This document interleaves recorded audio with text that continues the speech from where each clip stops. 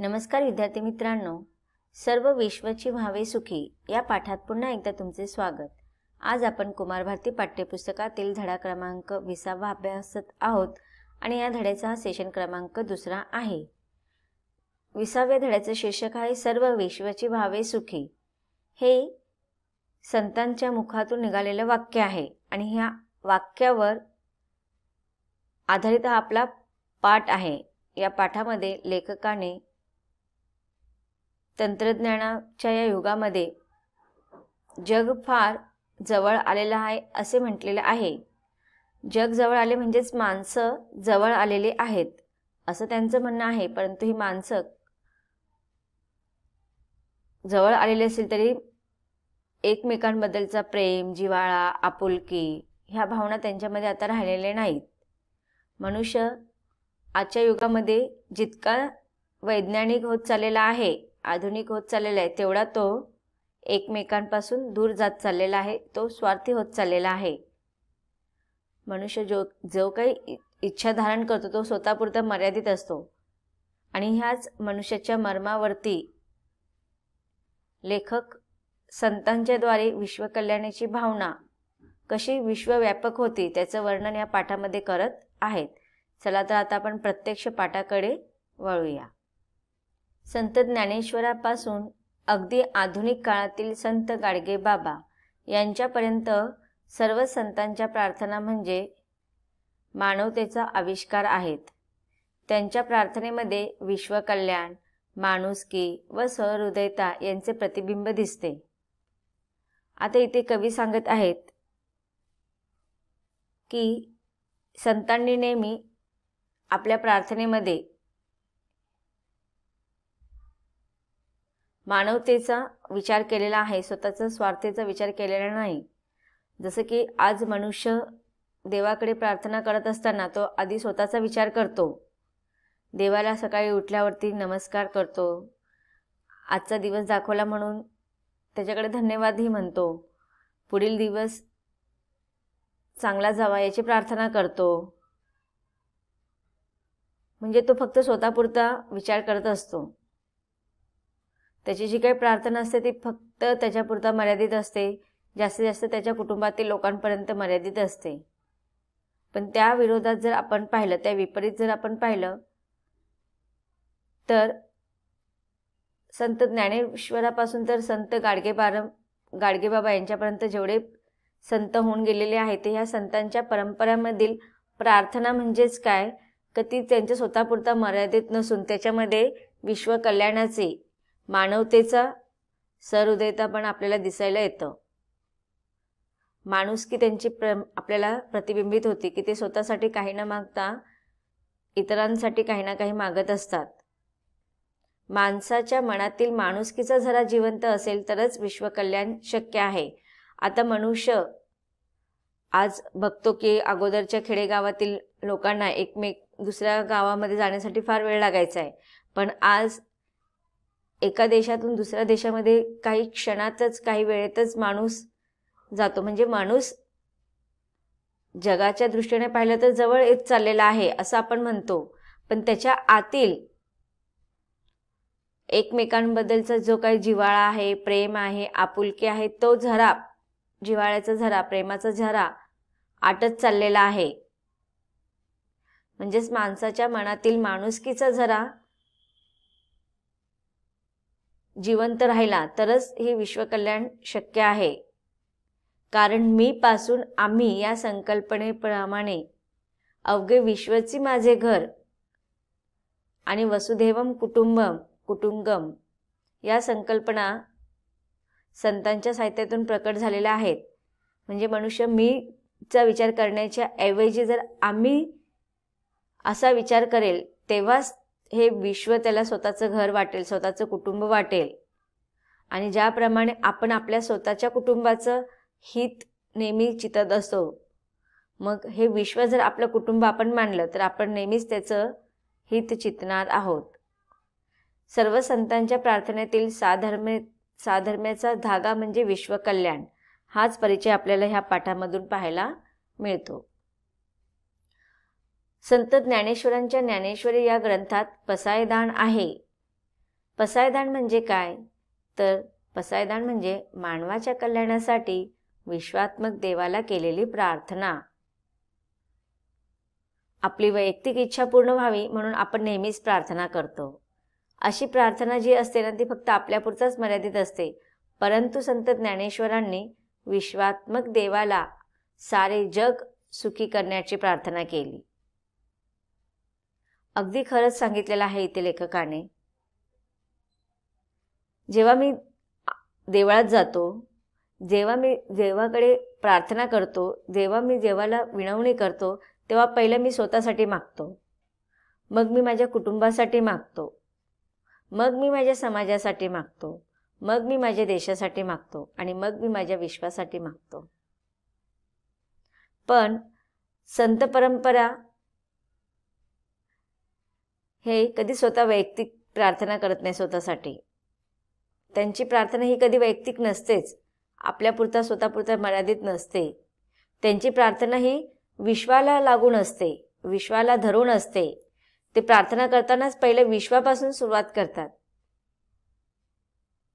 आणि त्यांना माहिती आहे की जेव्हा विश्व सुखी असेल तर पूर्ण जग सुखी राहतील. जग सुखी आहे तर देश सुखी आहे, देश सुखी आहे तर माझा समाज सुखी आहे, माझा समाज सुखी आहे तर माझ्या समाजातील सगळी माणसं सुखी आहेत आणि सगळी माणसं सुखी आहेत म्हणजे माझ्या कुटुंबातील लोक पण सुखी आहेत आणि माझ्या कुटुंबातील लोक सुखी आहेत म्हणजे मी सुखी आहे.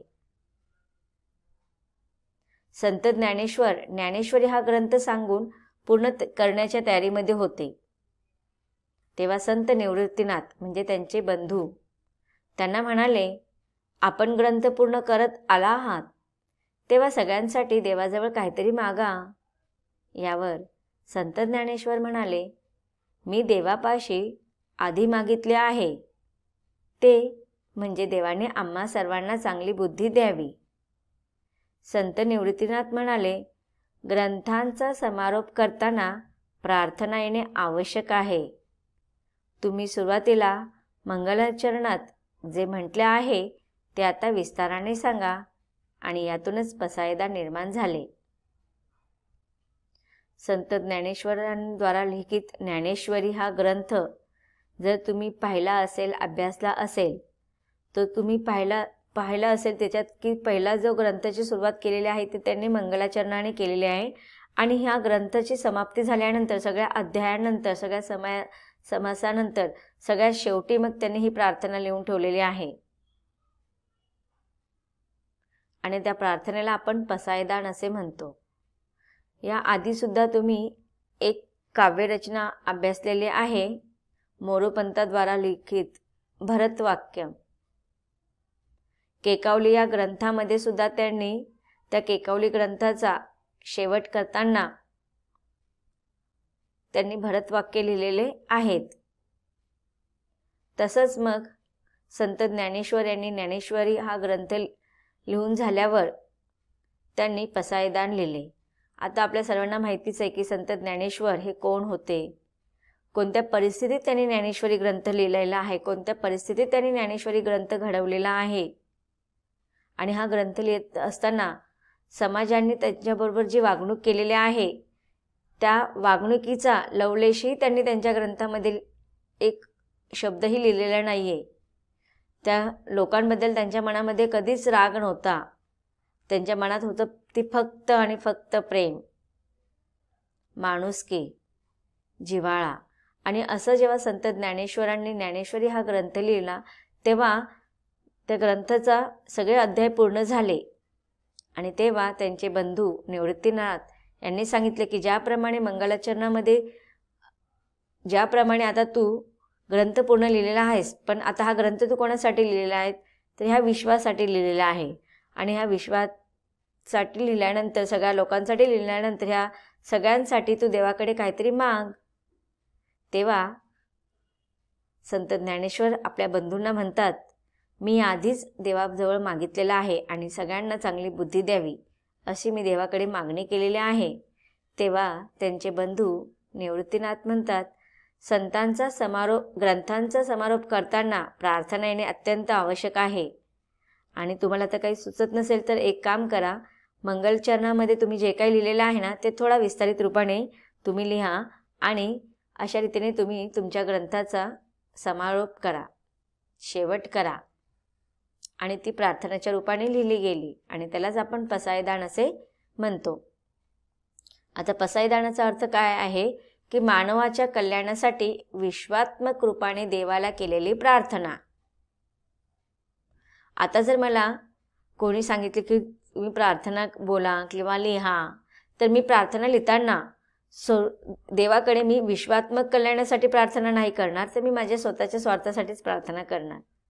पण ही जी पसायदान लिहिलेली आहे ती विश्वासाठी लिहिलेली आहे. संत ज्ञानेश्वरांनी सांगितलेली ही प्रार्थना मराठी मनाच्या स्मरणात कायम आहे. पसायदान याचा अर्थच होतो विनम्र मनाने परमेश्वराला हात जोडून केलेली प्रार्थना. आता इथे पसायदानाचा दुसरा अर्थ आपल्याला सांगितलेला आहे की पसायदानाचा अर्थच काय होतो की विनम्र मनाने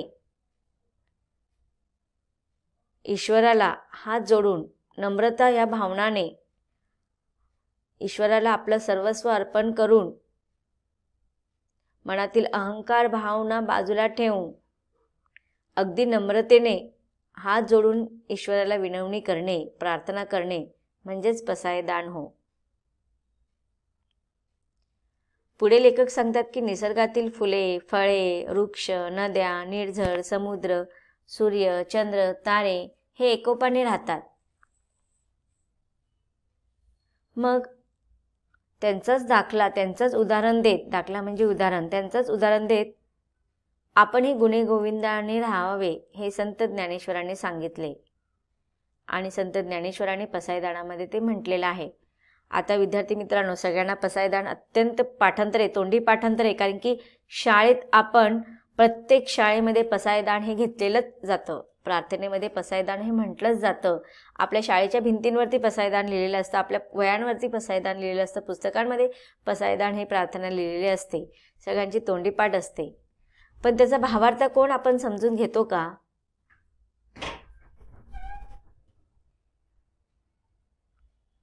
कवी पुढे म्हणतात की निसर्गाची निर्मिती ईश्वराने केलेली आहे, मनुष्याची निर्मिती पण ईश्वरानेच केलेली आहे. पण निसर्गातील ही फुले, फळे, वृक्ष, नद्या, निर्झर, समुद्र, सूर्य, चंद्र, तारे हे एकोपाने राहतात. ते कधी एकमेकांबरोबर भांडताना दिसतात का? एकमेकांचा दुश्वास करताना आपल्याला दिसतात का? नाही. मग आपणच का एकमेकांचा दुश्वास करतो? आपणच का कधी एकोपाने राहत नाही? मनुष्यच प्राणी का एकमेकांबरोबर नेहमी भांडत असतो? मग याचंच उदाहरण देताना कवी म्हणतात, लेखक म्हणतात की आपणही गुण गोविंदाने राहावे आणि हे संत ज्ञानेश्वरांनी पसायदानामध्ये सांगितलेलं आहे.